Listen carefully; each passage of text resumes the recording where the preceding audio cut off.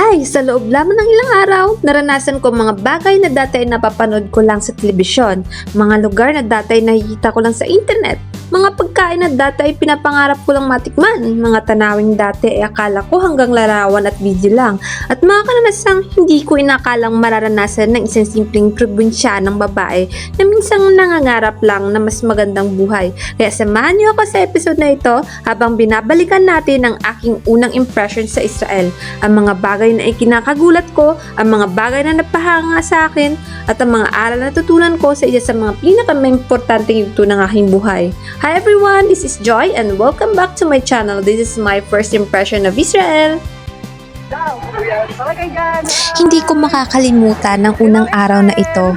Pagkababa pa lamang namin sa airport, halo-halo ang emosyon na naramdaman namin. Excited, kinakabahan, at hindi pa rin makapaniwala. Parang panaginip lang lahat. Dahil ilang oras lamang ang nakalipas, nasa Pilipinas pa kami kasama ang pamilya. At ngayon, nandito na sa bansang dati lamang namang napapanood sa telebisyon. At habang kinukuhanan kami ni TL Gina ng video, narinig ko ang mga salitang "Welcome to Israel." Simple lang iyon pero para sa iba, pero para sa akin, parang sinasabi ng buhay na, "Joy, nagsisimula ng bagong chapter mo." Habang nasa biyahe kami papunta sa hotel, tahimik lamang akong nakatingin sa bintana. Pinagmamasdan ko ang mga gusali, mga kalsada, mga sasakyan, mga lugar na dati sa internet ko lang nakikita. Napaisip ako, hindi ko akalaing makakarating ako rito. Bilang batang lumaki sa simpleng buhay, bilang anak na nangarap lamang noon, at bilang isang taong maraming beses ding sumubok at nabigo. Napangiti na lamang ako dahil minsan, mas malaki pala ang plano ng Diyos kaysa sa mga plano natin. Akala ko noon pare-pareho lang ang mga bansa, pero pagdating ko sa Israel, agad akong namangha. Mula sa airport, dumaan kami sa hanging bridge papunta sa hotel na aming pagtatrabahuan at tutuluyan pansamantala. Sa taas nito, kitang-kita ang napakagandang tanawin, matatayog na buildings, napakaraming sasakyan, at malamig na klima na hindi ko nakasanayan. Doon ko unang naisip, marami pa pala akong matutuklasan sa mundong ito. Pagdating namin sa hotel, pagod ang katawan namin sa biyahe pero excited ang puso. Tatlo kami magkakasama sa iisang room at para sa akin, napakaganda na ng room na iyon. Pagpasok pa lang namin, parang gusto kong i-explore ang bawat sulok at nang lumapit ako sa bintana, mas lalo akong namangha. Sa ibaba ay makikita ang magagandang gusali at ang napakagandang view. Habang nakatanaw ako, hindi ko maiiwasang balikan ng nakaraan. Ang simpleng buhay namin, ang mga panahong hirap kami, at ang mga panahong hindi ko alam kung paano makakausad. At ngayon, narito ako sa isang lugar na dati ay pinapangarap ko lamang. Isa sa mga unang tumatak sa akin sa Israel ay ang kabutihan ng mga Pilipinong nauna na sa amin. Pagdating pa lamang namin, hindi nila pinaramdam na bago kami. Dinalhan nila kami ng pagkain at soft drinks at mag-feel at home that kami.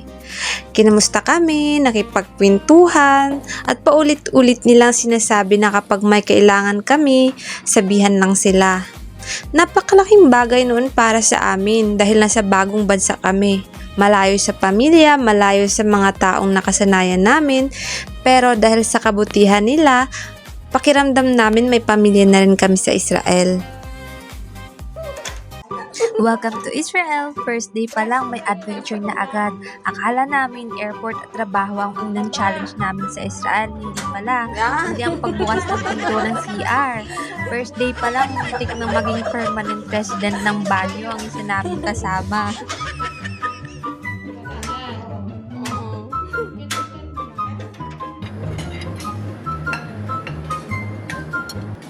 Kinagabihan naman, dinala kami sa buffet dinner. Sa totoo lang, hindi ako agad kumain. Napatingin muna ako sa paligid, sa dami ng pagkain, sa dami ng pagpipilian, at hindi ko maiwasang maalala ang buhay namin noon.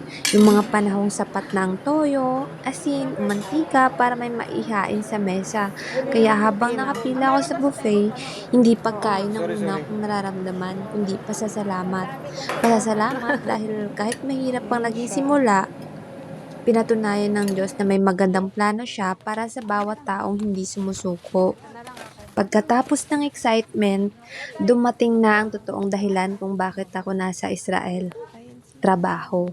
Isa akong hotel worker at isa sa mga unang ginagawa namin ay ang pagkuha ng linens, pagkuha ng bedsheets, mga tuwalya at iba pang gamit para sa mga kwarto.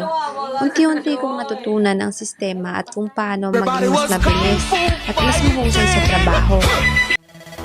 3, 2, 1, drop! Araw-araw, dose-dose ng kama ang inaayos.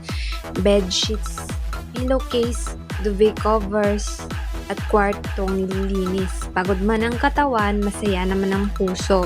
Dahil alam kong bawat oras na nagtatrabaho ako, mas lumalapit ako sa mga pangarap ko. Isa rin sa pinakamalaking challenge ay ang language barrier. May mga pagkakataon na hindi kami magkakaintindihan ng supervisor, manager, or kahit ng ibang lahi na katrabaho namin. Kaya minsan, translator app ang naging best friend namin. Nakakatawa minsan. Minsan nakakahiya, pero bahagi yun ng pag-aaral. Doon ko natutunan na hindi mo kailangan maging perfect para magsimula. Kailangan mo lang maging Natawa ako matuto. sa nagtatranslatean kami. Ano daw? Parang ano daw? Hindi, yung parang ka-joke. Oo nga. Hindi, ibig sabihin niya yung ano daw? Ate ni Sa birthday daw niya ito bigyan. 21? 2. Char, hindi pa nga invited. Wait until Ano daw? Let's watch. Wait until then we will miss you. No, Linus. Let's watch.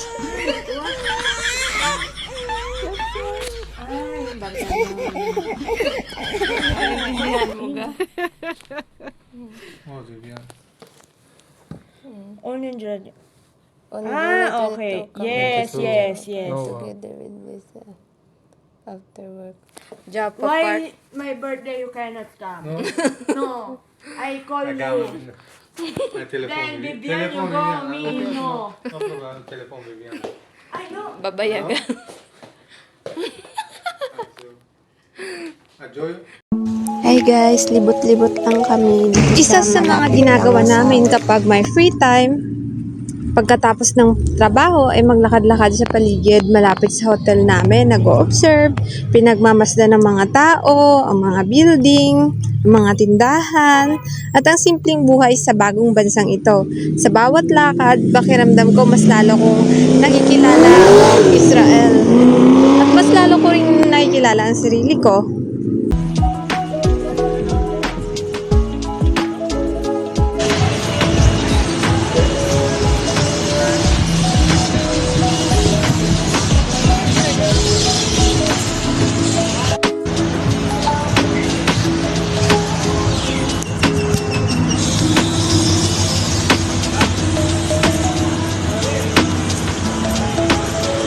PM na ito guys, pero ganito siya kainit. Ganito pa siya kainit. Dito sa Israel.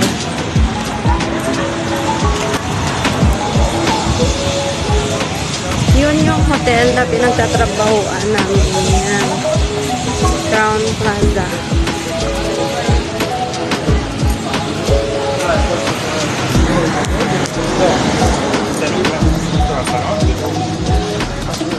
Tapos pagtawid sa kabila lang doon, dyan lang yung kapilya.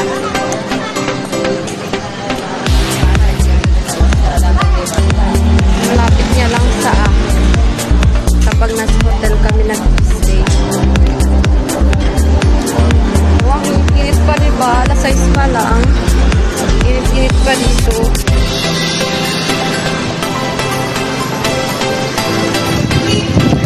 Pero yung hangin naman parang naka-aircon. Sobrang lamig.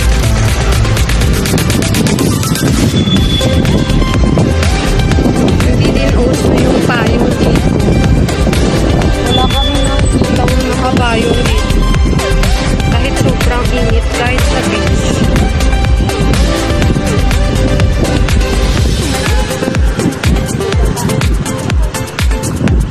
Diba? Tara. Wala naman yata ano eh.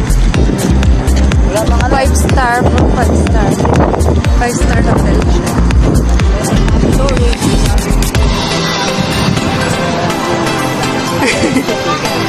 Wala tayong ano. Ay, thank you. Ginagalak mo na rin.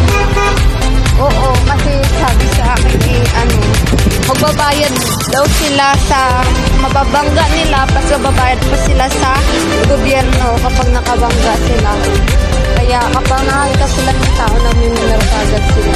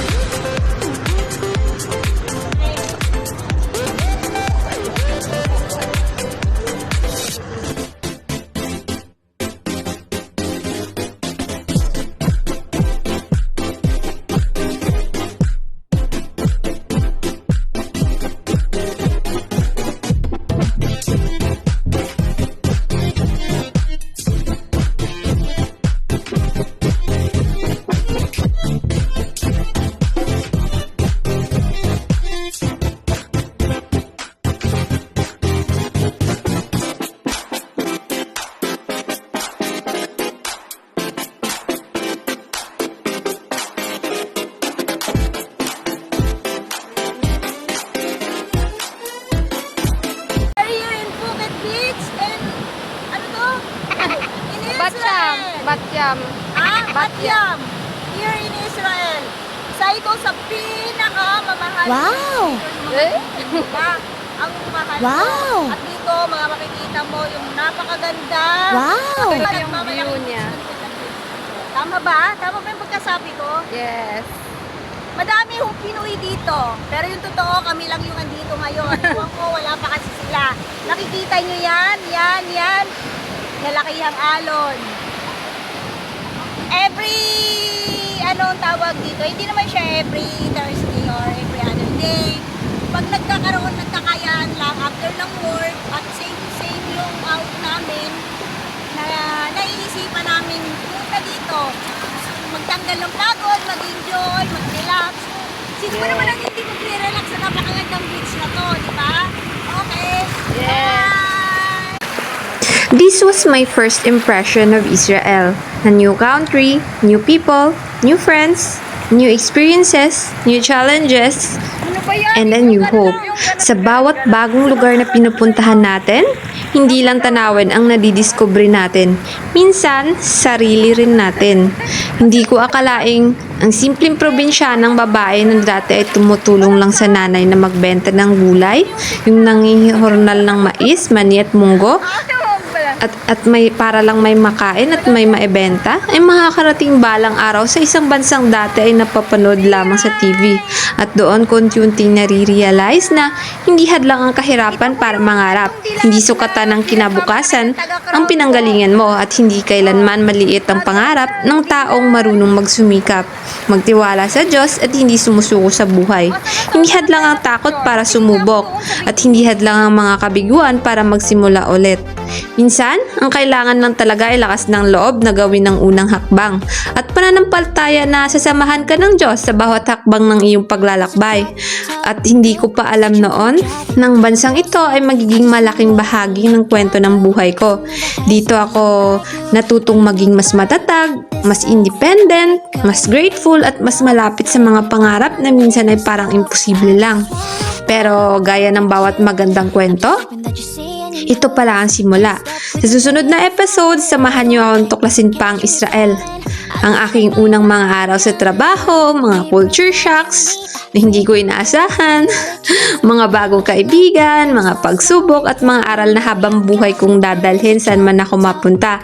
At hindi lang trabaho at buhay OFW ang makikita niyo sa mga susunod na episodes. Samahan niyo akong balikan ng ilan sa pinakamagagandang at pinaka-memorable na lugar na napuntahan ko sa Israel. Mula sa mga disyerto at bundok, sa mga dagat, canyon, waterfalls at mga tanawing tila eksena sa pelikula. Hanggang sa mga lugar na minsan ay napapanood at nababasa ko lamang noon. Kung hindi ka pa nakakarating sa Israel, sana sa pamamagitan ng aking mga kwento at karanasan at mga paglalakbay, mararamdaman mong kasama kita sa bawat hakbang, sa bawat biyahe, sa bawat adventure at sa bawat bagong lugar na aking matutuklasan.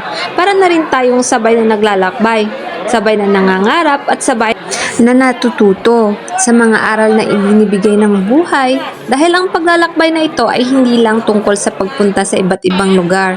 Ito ay kwento ng pananampalataya, pag-asa, pagsisikap, pagbangon at pagtuklas na minsan mas malayo pa pala ang kaya nating marating kaysa inaakala natin. Kung may pangarap ka rin na tila napakalayo, huwag kang susuko ha dahil minsan ang buhay na ipinapanalangin mo ngayon ay unti-unti nang binubuo ng Diyos sa likod ng mga pagsubok at paghihirap na pinagdaraanan mo. At tandaan mo, hindi kailangan makita agad ang buong daan. Kailangan mo lang magkaroon ng sapat na pananampalataya para gawin ang susunod na hakbang. This was my first impression of Israel, and this is the only beginning. See you in the next episode. Bye! They say